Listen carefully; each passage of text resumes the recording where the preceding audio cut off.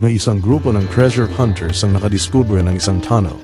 Ayon sa kanila, may malaking deposito umano ng kayamanan sa loob nito. Gayunpaman, hindi pa madaling mapuha dahil sa matitibay na mga brick na nagsisilbing harang sa daanan.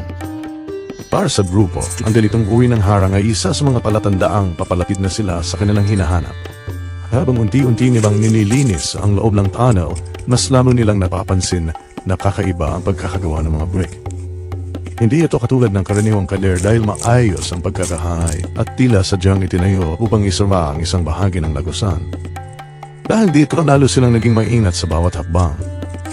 Naniniwala ang grupo na ang bawat brick na kanilang nakikita ay maaaring bahagi ng isang sinaunang istruktura na itinayo upang hadlangan ang pagpasok sa mas mangahing na bahagi ng tunnel. Sa kanilang patuloy na paghuhukay at paglilinis, mas lalo pang lumilitaw ang matibay na brick wall. Ayon sa kanilang karanasan, ang ganitong klase ng harang ay nangangailangan ng tiyaga at tamang paraan upang hindi masira ang mismong istruktura. Hindi sila nagmamadali dahil nais nilang mapanatiling ligtas ang kanilang operasyon habang sinusuri ang bawat detalye sa paligid. Habang lumalalim ang kanilang pagsisiyasat, lalo silang nagiging determinado. Para sa kanila, ang pagkakaroon ng matitibay na brick na nakaharang ay isang palatandaan na may mahalagang dahilan kung bakit isinara ang bahaging iyon ng tunnel. Patuloy nilang sinusuri ang bawat bahagi ng pader, ang pagkakahanay ng mga bato, at ang kabuuang anyo ng lagusan bago bumuha ng susunod na hakbang. Sa kabila ng hirap ng kanilang ginagawa, hindi sila nawawala ng pag-asa. Nananatili silang maingat at organisado habang dahan-dahang inaalis ang mga hadlang.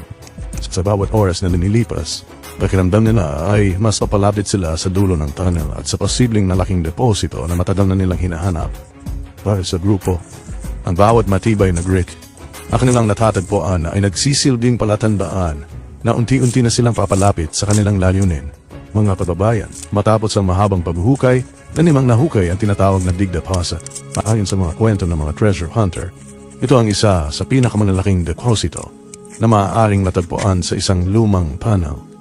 Ngunit bago marating ang pinaka-center nito, kailangan munang lampasan ang iba't ibang harang na tila sinadyang ilagay upang protektahan ang nasa loob habang patuloy silang naghuhukay.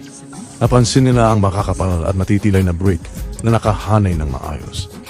Para sa ilan, isa itong mahalagang palatandaan na palapit na sila sa pangunahing silid. Bawat tanggal ng lupa at bawat brick na naaalis ay lalo pang nagpapalakas ng kanilang pag-asa na may mahalagang matatagpuan sa dulo ng tunnel na ayon sa mga alamat tungkol sa Yamashita Treasure. Ang isang big deposit ay maaaring naglalaman ng maraming kahon, gintong bar, lumang barya, alahas at iba pang mahahalagang kagamitan. Gayunpaman, wala pang matibay na ebidensyang nagpapatunay sa mga kwento nito, kaya nananatili itong bahagi ng mga alamat at kwento ng mga treasure hunter. Bukod sa mga harang, madalas ding ikinukwento na maaaring may mga tatibong sa ilang lumang tunnel. Dahil dito, ang bawat hakbang ay kailangang pag-isipan ng mabuti. Ang mga lumang lalusan ay maaari ring maging mapanganib dahil sa mahinang istruktura, pagbagsak ng lupa o bato, at kakunangan ng hangin sa noob. Habang lumalalim ang kanilang paghuhukay, mas marami pa silang natututlasang palatandaan. Ang pagkakaayos ng mga bato, direksyon ng tunnel, at kapal ng mga brick ay patuloy nila sinusuri. Naniniwala ang ilan na ang bawat detalyeng ito ay maaaring may tahulugan, samantalang para sa iba, ay normal lamang itong bahagi ng lumang konstruksyon. Patuloy ang kanilang paglalakbay sa ilalim ng lupa. Dala ang pag-asang balang araw ay natutuklasan nila ang tunay na laman ng tinatawag na dig deposit. Ngunit hanggang ngayon, ang Yamashita Treasure ay mananatiling isa sa mga pinakasikat na alamat sa kasaysayan at marami sa mga kwento tungkol dito ay hindi pa rin napapatunayan. Kaya ang bawat paghuhukay ay hindi lamang paghahanap ng kayamanan, kundi paghahanap din ng kasaysayan at katotohanan.